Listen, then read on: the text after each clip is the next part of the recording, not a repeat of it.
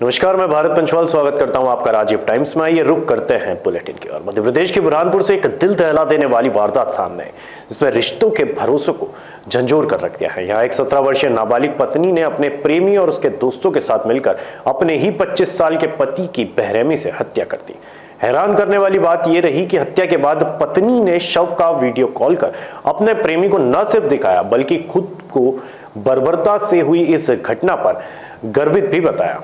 Police ने मामले में चारों आरोपियों को गिरफ्तार कर लिया। घटना बुरहानपुर जिले के लालबाग थाना क्षेत्र की है, जहां विवाहिता ने अपने पति के सोने के दौरान टूटी हुई बियर की बोतल से 36 वार किया। यह हमला इतना खौफनाक था कि मौके पर ही पति की मौत हो गई। हत्या को अंजाम देने के बाद महिला ने अपने प्रेमी को वीडियो कॉल कर शव दिखाया। इस अपराध में महिला के प्रेमी समेत उसके 3 दोस्त भी शामिल थे।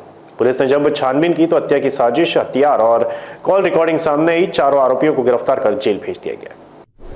मध्य प्रदेश सरकार द्वारा हाल ही में किए गए IAS अधिकारियों के तबादलों के तहत देवास जिला पंचायत के पूर्व CEO हिमांशु प्रजापति को MPIDC यानी मध्य प्रदेश औद्योगिक विकास निगम का एग्जीक्यूटिव डायरेक्टर नियुक्त किया गया है। आज उन्होंने इंदौर मुख्यालय में पदभार ग्रहण किया। हिमांशु प्रजापति ने इंदौर के MPIDC मुख्यालय पहुंचकर नए पद का कार्यभार ग्रहण किया। विभागीय अधिकारियों की मौजूदगी में उन्होंने एक बैठक की, जिसमें औद्योगिक विकास से जुड़ी योजनाओं, चल रहे प्रोजेक्ट्स और आगामी कार्य योजनाओं पर चर्चा की। उन्होंने स्पष्ट कहा कि सरकार की प्राथमिकताओं को ही वे अपनी प्राथमिकता मानते हैं और उसी दिशा में काम किया जाएगा। प्रजापति के नेतृत्व में विभागीय कामकाज को लेकर एक नई ऊर्जा और गति की उम्मीद की जा रही है। देखिए, जैसा बिल्कुल आपने बताया है, जो शासन की प्राथमिकता है वही नेचुरली किसी भी ऑर्गेनाइजेशन की प्राथमिकता होती है। तो जितने भी शासन के निर्देश हैं, जो विज़न है गवर्नमेंट का, उनको एग्जीक्यूट कराना, उनको इम्प्लीमेंट करना और समय समय पर जो भी इश्यूज़ आते हैं, डिस्प्यूट्स आते हैं, उनको रिज़ॉल्व करना, टाइमली रिज़ॉल्व करना बेसिकली। और चूँकि इंडस्ट्रियल जो डिपार्टमेंट है, मेरी फर्स्ट टाइम डिपार्टमेंट है, इससे पहले मैं डिस्ट्रिक्ट एडमिनिस्ट्रेशन में ही पोस्टेड रहा हूँ। तो बेसिकली थोड़ा चैलेंजिंग होगा, बट नेचुरली सबका सहयोग मिलेगा तो हम काम करने में सफल होंगे।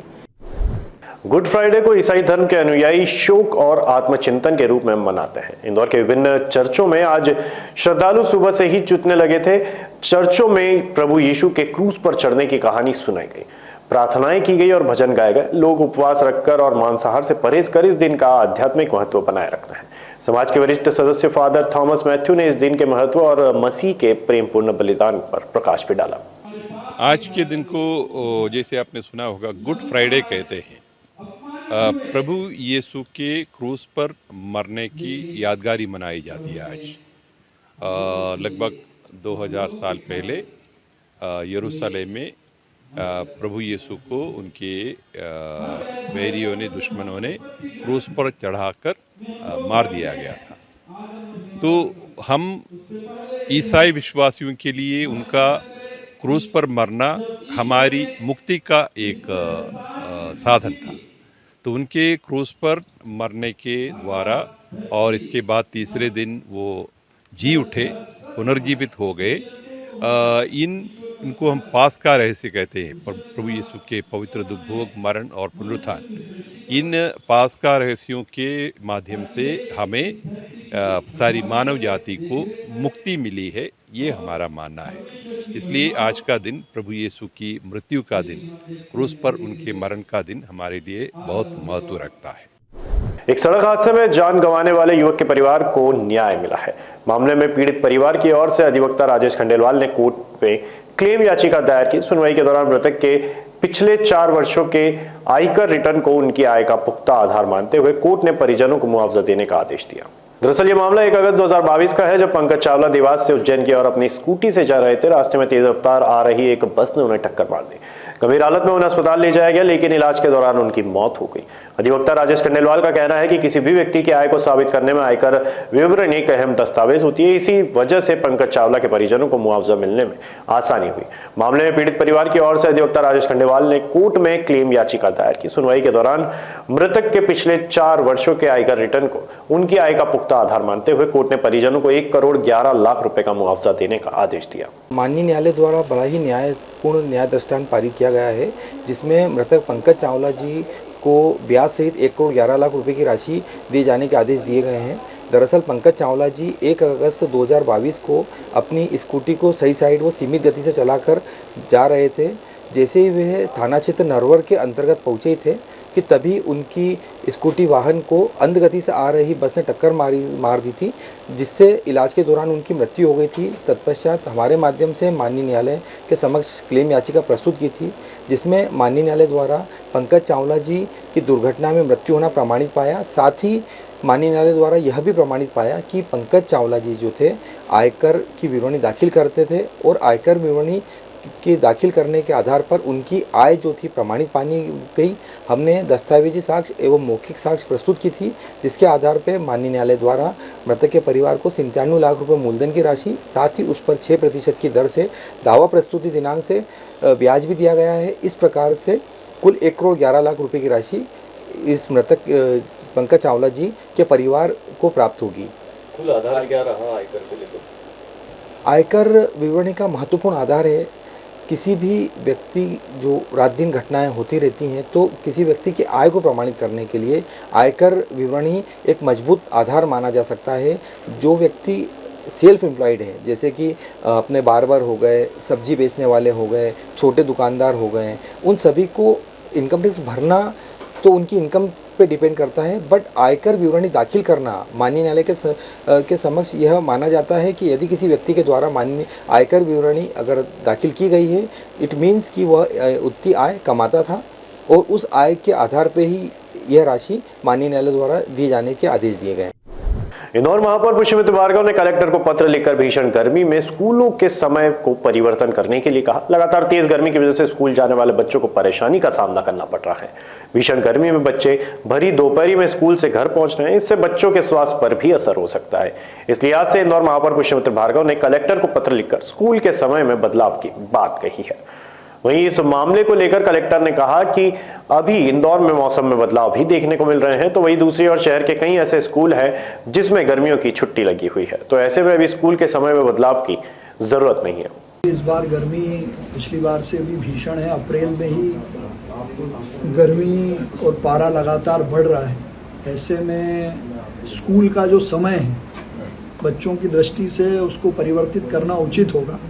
सुबह जल्दी लगे स्कूल और जल्दी छुट्टी हो जाए, ताकि दोपहर के समय बच्चे बस में या ऑटो में जो आते हैं उनको भीषण गर्मी ना झेलना पड़े। इसलिए मैंने कलेक्टर को और जो भी संबंधित जिला शिक्षा अधिकारी है उनको कहा है कि स्कूल के समय में परिवर्तन करना उचित होगा। तो इस पर वो मुझे विश्वास है ज़रूर कार्रवाई करेंगे। देखिए, बीच में थोड़ा टेम्परेचर डाउन भी हुआ है और इसके अलावा चूंकि अलग अलग स्कूल के माध्यम से जो छुट्टियां हैं वो भी शुरू हो गई हैं, तो मुझे लगता नहीं कि अभी इस पर कोई परिवर्तन किए जाने की आवश्यकता है। इंदौर के अपोलो अस्पताल में मेट्रॉनिक के साथ मिलकर हाई ब्लड प्रेशर के इलाज के लिए एक बड़ा कदम उठाया। दोनों संस्थाओं के बीच एक विशेष साझेदारी के तहत रीनल डिनर्वेशन थेरेपी के लिए एक स्पेशलाइज्ड सेंटर की स्थापना की जा रही है। इस पहल का उद्देश्य न केवल उन्नत इलाज है, बल्कि स्वास्थ्य पेशेवरों को प्रशिक्षण देना, समुदाय में जागरूकता फैलाकर और मरीजों की देखभाल के परिणामों को सुधार कर एक नई स्वास्थ्य प्रणाली को साकार करना है। भारत में हाई ब्लड प्रेशर एक गंभीर समस्या बन चुका है, जिससे हर साल लगभग 1.6 मिलियन लोगों की जान जाती है। इसी का ध्यान में रखते हुए इंदौर के अपोलो अस्पताल में मेट्रॉनिक के साथ मिलकर एक स्पेशल सेंटर स्थापित करने की योजना बनाई है, जहां रीनल डेनर्वेशन थेरेपी के जरिए अनियंत्रित हुई ब्लड प्रेशर के इलाज किया जाएगा। यह पहल न सिर्फ इलाज को बेहतर बनाएगी, बल्कि स्वास्थ्य कर्मियों को ट्रेनिंग देकर उन्हें इस नई तकनीक से लैस करेगी। साथ ही लोगों के बीच हाई बीपी को लेकर जागरूकता भी बढ़ाई जाएगी। तो आज हम यहाँ पर प्रोजेक्ट कार्डियो क्योर कनेक्ट की लॉन्च कर रहे हैं, जो कि एक इनिशिएटिव है अपोलो हॉस्पिटल्स ग्रुप से और मेडिट्रॉनिक इंडिया के बीच में, ताकि हम हाइपरटेंशन अवेयरनेस और रीनल डिनर्वेशन थेरेपी, जो कि रेजिस्टेंट हाइपरटेंशन यानी कि जिस भी पेशेंट को 3 दवाइयों से ज़्यादा ब्लड प्रेशर के वो ले रहे हैं, उनके लिए ये थेरेपी है रीनल डिनर्वेशन थेरेपी। बहुत ही सिंपल सी थेरेपी है, सुई के माध्यम से होती है, बेहोशी की भी ज़रूरत नहीं होती है, 45 मिनट का प्रोसीजर है और ब्लड प्रेशर की अच्छी कंट्रोल होती है इससे। ये जो हम यहाँ पे एमओयू साइन कर रहे हैं, ये मध्य प्रदेश और अपोलो ग्रुप के लिए पहला ऐसा एमओयू है। तो वो ये प्रदर्शित करता है कि मध्य प्रदेश, और अगर आप खासतौर पे इंदौर को लीजिए, ये टेक्नोलॉजी अडॉप्शन और एडवांसमेंट में बहुत आगे निकल गया है। ये एक शुरुआत है जो कि आगे बढ़ती रहेगी और पेशेंट आउटकम बेहतरीन होती रहेगी। जो कार्डियोवास्कुलर पोर्टफोलियो है मेट्रॉनिक का, वो हमारे बहुत बड़ा पोर्टफोलियो है। हम लोग 4 पोर्टफोलियो में मेनली काम करते हैं, मेडिकल, सर्जिकल, कार्डियोवास्कुलर, न्यूरोवास्कुलर और डायबिटीज़। तो ओवरऑल कार्डियोवास्कुलर पोर्टफोलियो में ये भी हमारा एक प्रोडक्ट कैटेगरी आता है। मेट्रॉनिक जैसा आप जानते हैं कि वर्ल्ड की सबसे बड़ी मेडटेक कंपनी है, और जैसा मैं बता रहा था कि 6 शब्दों में जो हमारा मिशन है वो बयान किया जा सकता है, alleviate pain, restore health and extend life. उस हिसाब से ये जो ब्लड प्रेशर का कंट्रोल है बहुत ही महत्वपूर्ण है। ट्रीटमेंट की सुविधा नहीं थी, पैसे नहीं थे, गवर्नमेंट कई जगह फ्री करा रही और सस्ते रेट में करा रही है, तो हम लोगों का इलाज कर पा रहे हैं। ऐसा नहीं कि बीमारियाँ बढ़ गई, कुछ कुछ रीज़न है बीमारी बढ़ने का, क्योंकि हमारा India diabetic capital of the world है, इस वजह से किडनी की बीमारियाँ बढ़ रही हैं। लेकिन इलाज की सुविधा भी बढ़ रही है, इसलिए लोग इलाज करा पा रहे हैं।